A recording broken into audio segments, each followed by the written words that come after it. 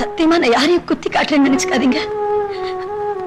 ஒரு பொண்ணு கிடைக்கிற மரியாதையும் அவமரியாதையும் அவ புருஷனால் தாங்கிறத நான் நல்லா புரிஞ்சுக்கிட்டேன். நான் ஒரு புத்தி கெட்டவ. என்ன இருந்தாலும் மறக்கானது தானே. என் வீடு, என் மாமா, என் அத்தை, என் மச்சனங்கன்னு நான் தான் ரொம்ப எதிர்பார்த்தேன். பைத்தியக்காரன். நான் ஒரு பைத்தியக்காரியாவே இருந்தேன்.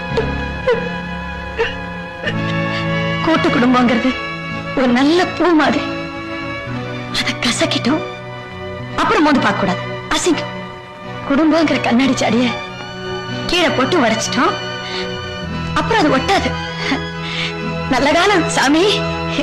இன்னைக்கு எல்லாரும் ஒன்னா சேர்ந்திருக்கிறோம், சந்தோஷமா இருக்கு. ஆனா இப்படியே ஒரு அடி விலகி நின்னு நீ சௌக்கியமா, நான் சௌக்கியம், நீ நல்லா இருக்க, நான் நல்லா இருக்கேன்,